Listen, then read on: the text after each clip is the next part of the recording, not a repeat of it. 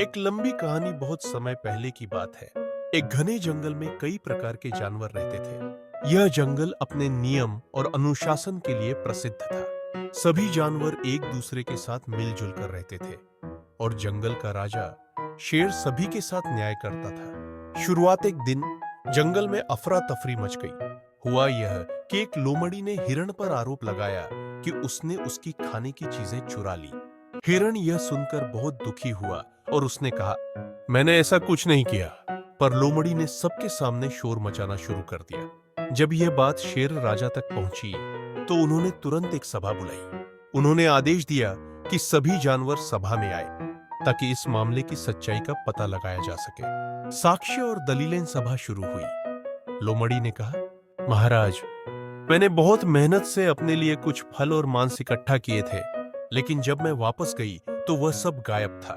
मैंने छानबीन की तो मुझे हिरण के पास मांस के टुकड़े मिले। वह मेरा ही मांस था। हिरण ने तुरंत विरोध किया, महाराज, मैं शाकाहारी हूं। मैं मांस कैसे खा सकता हूं? यह मुझ पर झूठा आरोप है। शेर ने दोनों की बात सुनी और फिर सबूत इकट्ठा करने का आदेश दिया। उन्होंने उल्लू को जांच का काम सौंपा, क्योंकि उल्लू को जंगल का सबसे बुद्धिमान प्राणी माना जाता था। सच्चाई का पता चलता है। उल्लू ने पूरे मामले की जांच की।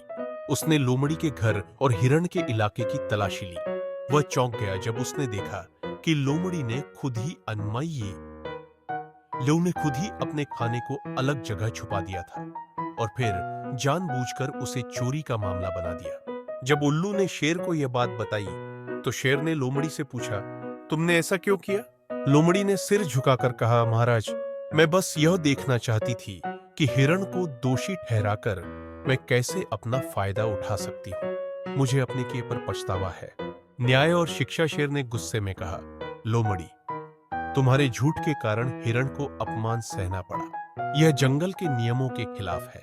तुम्हें सजा के तौर पर अगले 1 महीने तक जंगल की सफाई का काम करना होगा।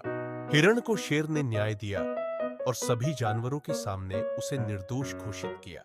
लोमड़ी को अपनी गलती का एहसास हुआ और उसने भविष्य में कभी भी झूठ न बोलने की कसम खाई। निष्कर्ष, उस दिन से जंगल में एक नई सीख फैल गई। झूठ का सहारा लेना कभी सही नहीं होता, क्योंकि सच्चाई हमेशा जीतती है। सभी जानवरों ने मिलकर शेर की सराहना की और जंगल फिर से शांतिपूर्ण हो गया। यह कहानी हमें सिखाती है कि सत्य और न्याय हमेशा झूठ और फरेब पर भारी पड़ते हैं।